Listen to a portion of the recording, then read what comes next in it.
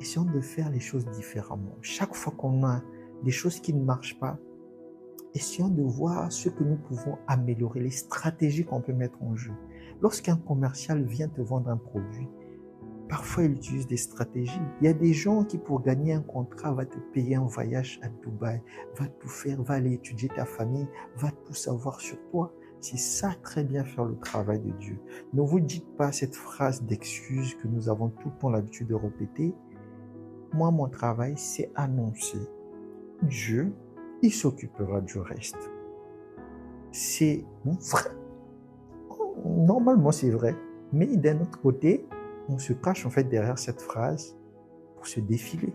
Parce qu'on ne va pas au fond des choses. Quand tu as un client, tu sens que ça peut être un client. Tu veux le gagner à Christ. Est-ce que tu es obligé de le brusquer?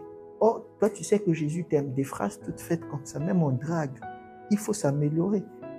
Les dragues que les gens utilisaient avant, oh, ton père était un voleur, il a volé toutes les étoiles du ciel, il est venu mettre dans tes yeux. Aujourd'hui, ça marche plus. Donc, comment vous voulez que dans la vie chrétienne, que vous répétez les mêmes choses et que c'est des résultats? Soyez créatifs.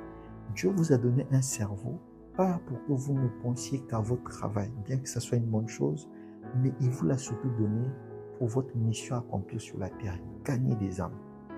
Utilisez votre cerveau pour réfléchir sur des stratégies que vous allez mettre en place.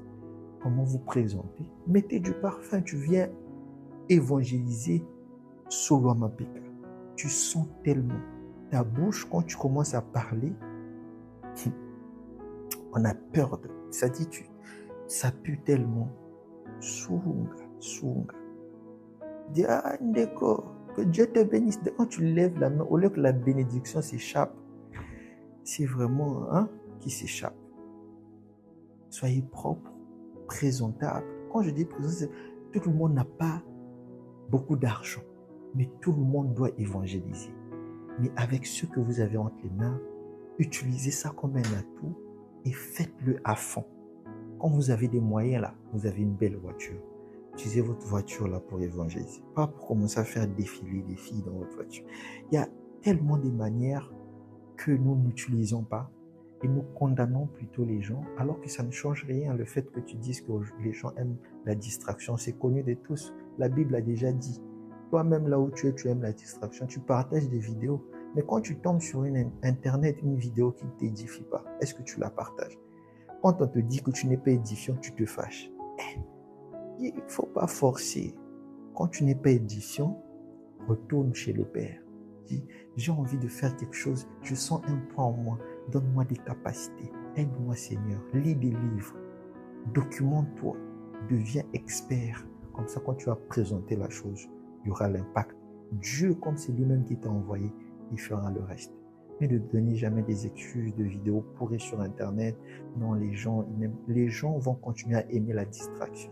Ça veut dire que pour attirer leur attention, il faut être 2 fois mieux pour pouvoir capter une certaine catégorie. Et certains moments, parfois il faut être drôle, parfois il faut être riche, parfois il faut être éloquent, il faut tout être. C'est pourquoi chaque personne a été constituée d'une manière particulière. Il faut être capable de guérir, prier pour les gens, pour leur guérison. Pourquoi tu fuis? Quand il s'agit de la guérison, tu n'es plus là. Pour parler, c'est toi matin, midi, soir. Mais quand on t'emmène un cas, tu te défiles. Dieu est authentique. Et soyons authentiques.